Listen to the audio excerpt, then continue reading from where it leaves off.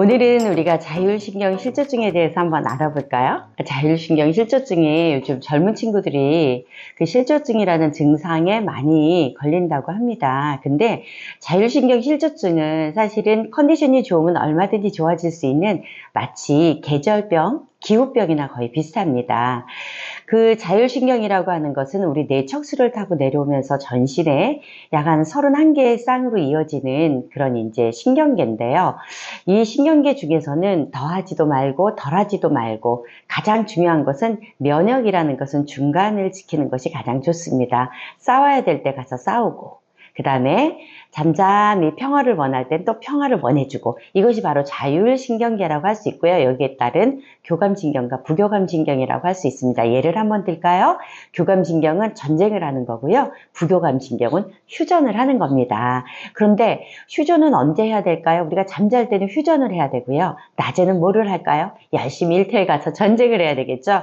근데 이것이 실조가 됐다라는 것은 거꾸로 됐고 제멋대로 되고 아무 때나 움직인다라는 거예요. 그래서 어떤 상황이 되면 이것이 만져지면 자극이 되면 이런 현상이 나타나는가 우리가 한번 알아볼 필요가 있겠죠. 또는 이런 자극이 굉장히 외부로부터 올 수도 있고 내가 또 성장했을 때 가지고 있던 여러 가지 문제로도 올 수가 있습니다. 그렇죠? 그런데 어쨌든 자율신경은 움직이는 것이고 그 움직이는 것은 바르게 우리가 잡아줄 수 있다는 거예요. 그래서 내 안에 이것을 충분히 만져줄 수 있다는 것입니다. 여기까지는 이해를 하셨죠? 그러면 이 자율신경 중에서 우리가 잘못하고 있는 것이 있습니다. 첫 번째, 목욕을 내지는 샤워를 아주 뜨거운 물로 시원하게 해내면 잠이 안 오던 것이 푹 숙면을 취할 수 있다, 이런 착각을 하시는 경우가 굉장히 많거든요. 그렇지 않습니다. 뜨거운 물로 샤워를 하신다든가 욕조를 사용하시게 되면 교감신경, 즉 얘기해서 자극했기 때문에 전쟁을 할 수가 있어요. 그래서 저녁 때 피곤할수록 미지근한 물로, 또 38도가 넘어가면 안 좋겠죠. 이런 물로 입욕을 20분 이상을 하시면 자극을 받기 때문에 약 한 20분 정도의 미지근한 물 38도 미만으로 받으시고 20분 정도 수욕을 해주시면 숙면을 하실 때 굉장히 좋게 되겠고요. 그 다음에 두 번째는 이제 욕조가 거의 없잖아요. 그럼 욕조가 없을 때는 어떻게 해야 되느냐? 이때는 우리 변형계에 있는 멜라토닌을 자극할 수 있는 향이 필요합니다. 낮에는 세로토닌이 나와져서 열심히 일을 하면 이 세로토닌이 나오고 난 뒤에 나오는 게 멜라토닌이에요. 그러면 낮에 아무것도 안 하고 무료하게 있으면 저녁에 멜라토닌이 나올까 안 나올까? 당연히 안 나오겠죠.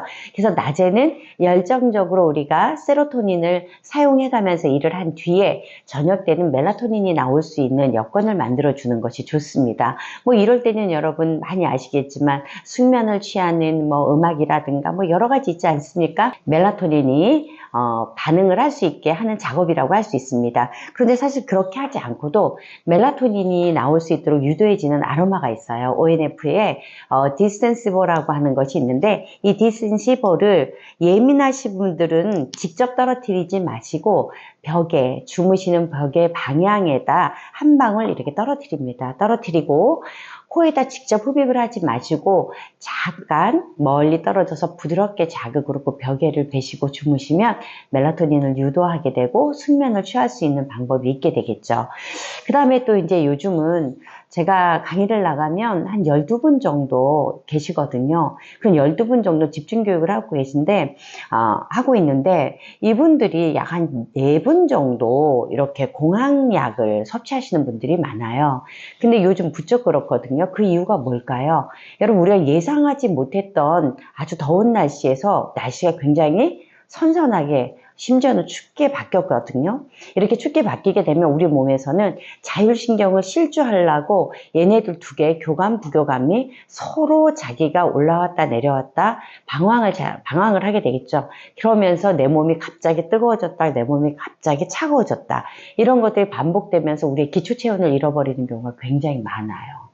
이렇게 기초체온을 잃어버리는 경우가 많은데 이럴 때 우리가 정말 해줄 수 있는 방법이 또 한 가지 있습니다. 어떤 방법이냐면 낮에, 이게 뭐 여러분들 통상적으로 많이 들어보셨던 얘기겠지만 점심 식사하시고 햇볕을 쬐주시는 것이 좋습니다. 자외선을 바라보고 햇볕을 좀 충분히 쬐주시면 우리 안에 있는 제가 조금 전에 말씀드렸던 세로토닌이 나오게 되고, 이 세로토닌은 저녁에 충분한 멜라토닌을 자극할 수가 있기 때문에 이 숙면을 취하지 못하시는 분들은 세로토닌과 그 다음에 멜라토닌, 이 두 개가 적정하게 나올 수 있는 생활 습관이 굉장히 중요합니다. 그래서 반드시 낮에 일광욕 내지는 점심 드시고 가벼운 산보 정도는 아주 쉽게 여러분들이 하실 수 있는 어떤 그런 실천하실 수 있는 생활 습관이라고 할 수가 있게 되겠죠.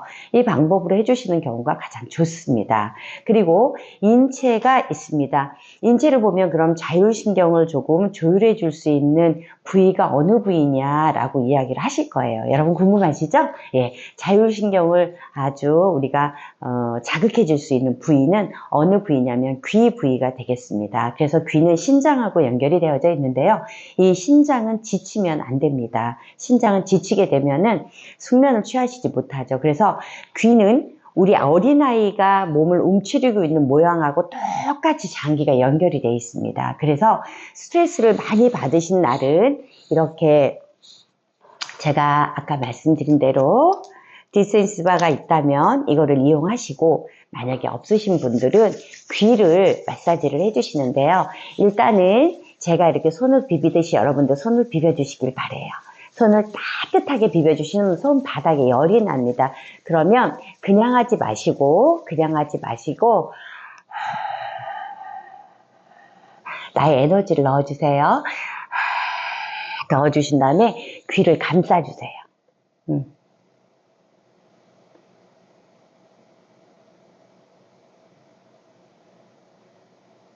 다시 한 번만 해볼게요. 다시 따라해주세요. 비벼주세요. 자, 손바닥에서 장압이 나오면서 열이 발생하게 됩니다. 그 다음에 하고 눈을 지그시 감으시면서 귀를 감싸주세요.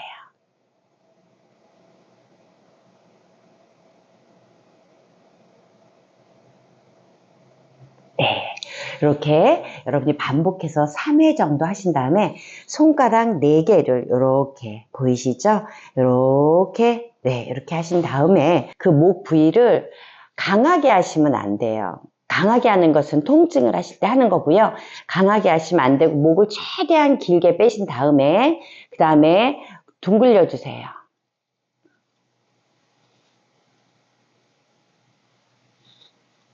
네, 5번 정도 둥글려 주시고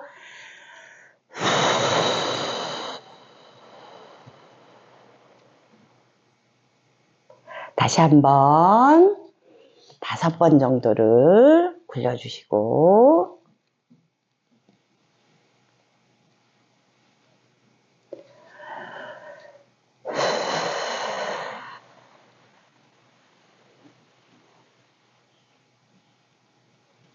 네, 이렇게 해주시면 여러분들이 낮에 있었던 잔상 같은 스트레스가 굉장히 조용하게 잔잔하게 없어집니다.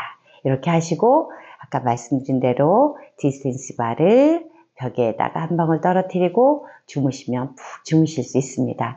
만약에 이 방법을 했는데 제가 잠을 잘 수가 없었어요. 그러면 제 댓글에 남겨주세요. 제가 그 다음에 하실 수 있는 것을 답변을 해드리도록 하겠습니다. 네, 감사합니다.